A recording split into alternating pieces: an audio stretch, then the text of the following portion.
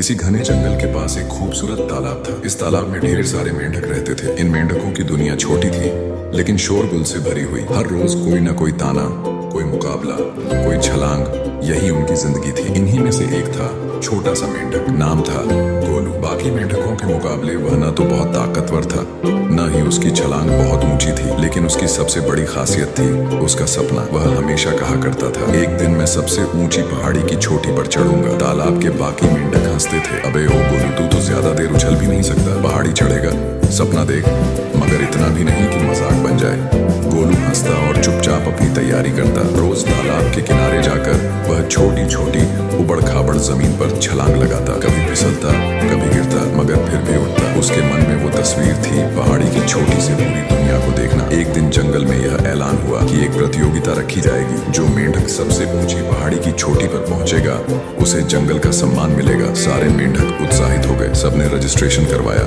गोलू ने भी। प्रतियोगिता के दिन जंगल में एक बड़ा मेला सा लग गया। पक्षी, बंदर, लोमड़ी, हाथी सब दर्शक बने हुए थे। पहाड़ी बहुत ऊंची थी, पथरीली भी, लेकिन मेंढकों ने तय किया था कि चढ़ना है। घंटी बजी और दौड़ शुरू हो गई। जैसे ही मेंढक चढ़ने लगे, नीचे खड़े दर्शकों में से आवाजें आने लगी, अरे ये पहाड़ी तो बहुत ऊंची है, कोई नहीं पहुंच पाएगा, सब नीचे गिरेंगे। देखो वो हरा वाला तो पहले ही फिसल गया। और सच में कई मेंढक आधी चढ़ाई तक भी नहीं पहुंचे। उनके पांव कांपने लगे, सांसें चढ़ गई और सबसे ज्यादा वो नीचे की आवाजें उनके मन में घर करने लगी। शायद मैं भी नहीं कर पाऊंगा, ये बहुत मुश्किल है, लोग सही कह रहे हैं, ये असंभव है। धीरे धीरे ज्यादातर मेंढक रुक गए, कुछ तो वापस लौट आए, लेकिन एक मेंढक अब भी चढ़ रहा था। गोलू, उसके पांव जरूर कांप रहे थे, उसकी सांसें भी तेज थी, लेकिन उसका ध्यान सिर्फ चोटी पर था। नीचे खड़े लोग अब गोलू को देख रहे थे, अरे ये कौन है? अरे ये तो वो गोलू है जिस पर सब हंसते थे। लगता है आज पागलपन में चोटी पर पहुंच जाएगा। कुछ मजाक, कुछ ताने, मगर गोलू बिना रुके आगे बढ़ता गया। आखिरकार सबको चौंकाते हुए गोलू पहाड़ी की चोटी पर पहुंच गया।